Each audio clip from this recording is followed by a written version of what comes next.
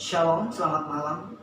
Kembali malam ini kita akan merenungkan firman Tuhan melalui renungan malam seiman tanggal 29 September 2020 yang ditulis oleh Ibu Kathleen dan Pendeta Jonathan Kuntara dengan judul Baptisan Anak-anak. Kita tunduk kepala, kita satu dalam doa.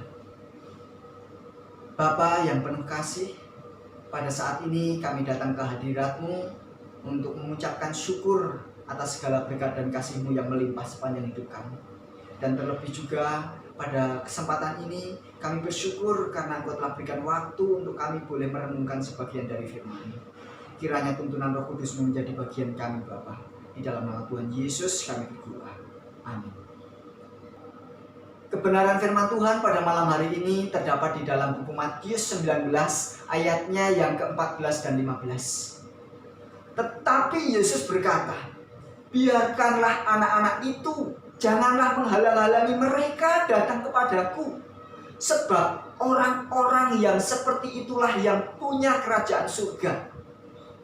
Lalu ia meletakkan tangannya atas mereka dan kemudian ia berangkat dari situ. Umumnya semua orang tua menghendaki kebaikan untuk anak-anaknya serta memperoleh keselamatan sehingga berbahagia di dunia ini dan di surga. Matius 19 ayat 14 dan 15 ini sering digunakan untuk mendukung baptisan anak-anak. Apakah anak-anak yang masih bayi perlu untuk dibaptiskan? Baptisan menyatukan orang-orang baru yang percaya ke dalam jemaat dalam pengertian mereka mengalami kelahiran baru, kelahiran kembali. Perubahan yang terjadi dalam diri mereka melayakkan mereka menerima baptisan dan memiliki keanggotaan jemaat. Penggabungan diri ke dalam jemaat berlangsung pada waktu dilahirkan kembali, bukan pada waktu lahir.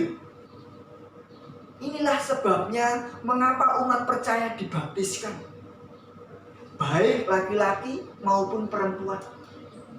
Alkitab tidak pernah menyebutkan mengenai baptisan bayi atau anak-anak yang belum mengerti akan firman Tuhan. Karena anak-anak bayi tidak dapat mengalami perubahan pengalaman, sehingga mereka tidak memenuhi syarat untuk dibaptiskan. Apakah dengan demikian mereka itu dikeluarkan dari masyarakat perjanjian? Tentu tidak. Yesus tidak mengeluarkan mereka dari kerajaannya, yakni kerajaan anugerah. Bahkan Yesus berkata di ayat yang kita sama-sama dengar dalam ayat inti di atas, Dia katakan, biarkanlah anak-anak itu, janganlah menghalang-halangi mereka datang kepadaku. Sebab orang-orang yang seperti itulah yang punya kerajaan surga. Lalu ia meletakkan tangannya atas mereka dan kemudian ia berangkat dari situ. Orang tua yang teguh imannya memegang peranan yang penting dalam membimbing anak-anak mereka, serta membawa mereka ke dalam suatu perhubungan dengan Kristus, sehingga mereka tiba pada masa di mana mereka dapat dibaptiskan. Sambutan Yesus yang begitu positif terhadap ibu-ibu yang membawa anak-anak mereka kepadanya untuk diberkati telah dijadikan praktek pengarahan anak-anak itu. Untuk itulah orang tua membawa anak-anak mereka ke dalam jemaat untuk dipersembahkan kepada Tuhan. Nah, pada usia berapa seseorang siap untuk menerima baptisan? Seorang dapat dibaptiskan jikalau memenuhi syarat sebagai berikut. Yang pertama, sudah cukup usia di mana mereka mengerti makna dari baptisan tersebut. Yang kedua, telah belajar dan percaya kepada Yesus sebagai juru selamat pribadi. Telah bertobat. Yang ketiga, telah bertobat dan berserah kepada Yesus Kristus. Dan yang keempat, orang syarat untuk boleh menerima baptisan yaitu memahami prinsip-prinsip dasar dari kekristenan.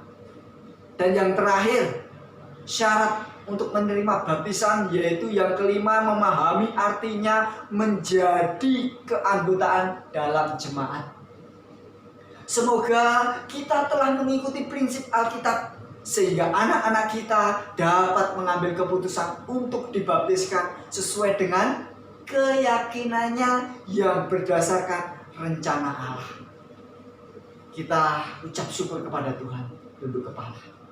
Terima kasih Tuhan untuk firman yang boleh kami dengar. Kiranya apa yang kami dengar ini Engkau boleh materikan di dalam hati dan pikiran kami.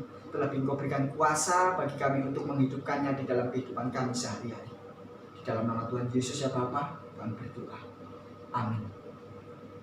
Tuhan memberkati.